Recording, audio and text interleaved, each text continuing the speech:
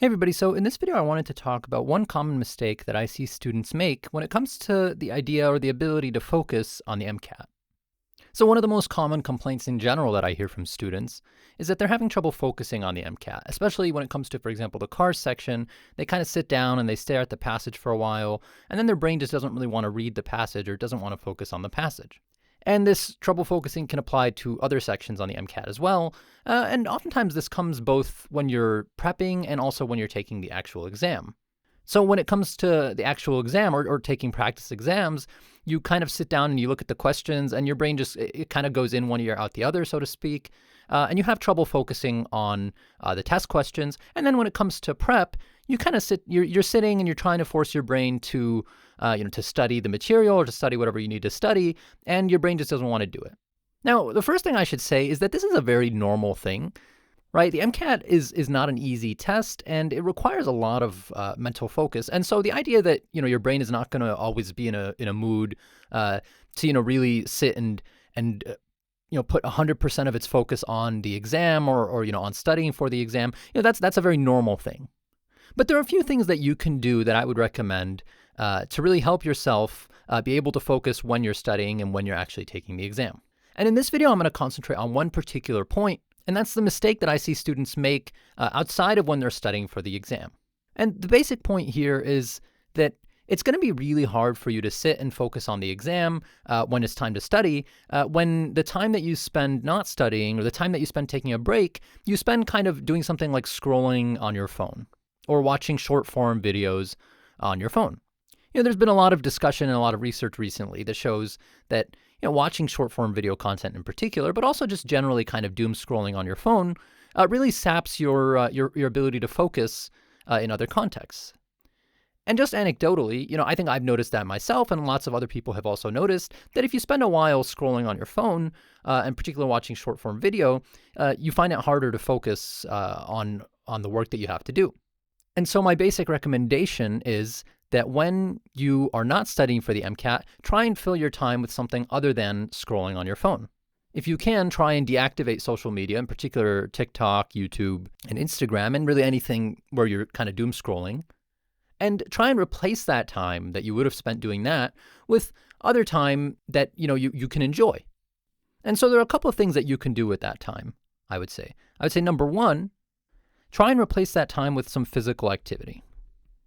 So one of the things about the MCAT is that people, when they're taking the MCAT, they often neglect, other forms of their well-being. They neglect things like physical activity or their physical health. And that's really not a good thing, both from a health standpoint, objectively speaking, and also for the exam, right? You want to be in good shape, in good health for the exam, especially if, as a lot of people do, you end up studying for a while for this exam, right? You don't want to physically burn out. And one way to avoid that is to make sure that you're getting your physical activity. So if you can, go outside for a walk. If you like running, go outside for a run. Do whatever physical activity that you enjoy. I wouldn't necessarily recommend you start some really rigorous physical activity regime that you absolutely hate, but do something that you enjoy. If there are sports that you like playing, then go out and play those sports. Me personally, I really don't like running, but I do like cycling, biking. And so when I was studying for my MCAT, I went around biking, and that was kind of what I did for fun. And so doing that does a couple of things. First of all, obviously, as I said, it maintains your physical health, and then it also kind of refreshes your brain or your mind so that when you come back to studying, you're more fresh. And the third thing that it does is it takes the place of the time, as I said, that you would have spent doing something like scrolling. And so it keeps your brain, your ability to focus intact. And so physical activity is really important for a number of different reasons, and that's the first recommendation I have. Now, the second recommendation that I have is hanging out with friends. Almost switched to cursive there halfway through. Hanging out with friends is another thing that I would strongly recommend that you do, in particular when you can kind of do that and replace the time that you would have spent scrolling. And hanging out with friends is really a good thing mentally for keeping your psychological well-being and keeping you from burning out. As I said before, the MCAT is a very mentally draining exam, and so if you can try and preserve your mental health as much as possible. One thing that you should do, I would strongly recommend that you do, is hang out with friends. And so schedule that in advance if you can with your friends, such that you kind of know that, for example, if you've scheduled, say, 6 hours of studying for a given day, Well, now you know you have to get that 6 hours done so that when you go and hang out with your friends, maybe you're hanging out with your friends at 6 p.m. or 7 p.m. You have a deadline. You have to get a lot of studying done within that time period. But as I said, the important thing is to keep your mental well-being intact and to kind of pace yourself for the MCAT, because as I said, a lot of people spend a long time studying for the MCAT, spend months, almost a year sometimes more than a year. And so you want to make sure that your mental health is intact. And again, that really replaces time. If it replaces time that you would have spent scrolling or doing something that saps your ability to focus, that's even better. Don't neglect your friendships when you're MCAT studying if you can. Try as much as possible to, maybe not, you're not going to be hanging out with your friends as much as you were before, but try to at least, keep in touch with them. This is just a personal recommendation, obviously. You can, each person's going to be different, but that's one recommendation I have. And then the final recommendation I have for what to do with your time is reading. Now, this one is a little bit more MCAT related, I would say. So again, when you're not studying for your MCAT, particularly, let's say if you spent a long day studying and then, you go home, maybe you were studying at a library, you go home and you kind of sit down, and the first instinct is really to pull out your phone and to doom scroll. And as I said, frankly, that's also not good for your mental well-being, for one thing. But, it's also not, it's also very bad for your ability to focus.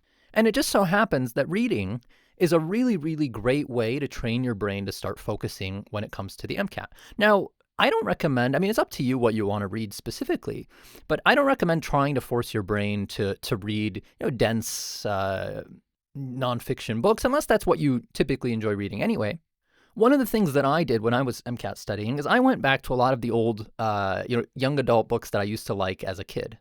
So for me, for each person that's different. For me, that was like Harry Potter and the Hunger Games and things like that. These are books that are really easy to read. They're very much page turners, and they kind of have a nostalgia for me. And so, when I was MCAT studying and I would go home after a long day, I would, sit down and I would read Harry Potter. And what that did was, first of all, it was very relaxing for me, and it was a way for me to relax and unwind without doom scrolling or without spending time on my phone, and without kind of destroying that ability to focus that I had been trying to cultivate when I was studying for the MCAT. And so it doesn't so much matter what you read.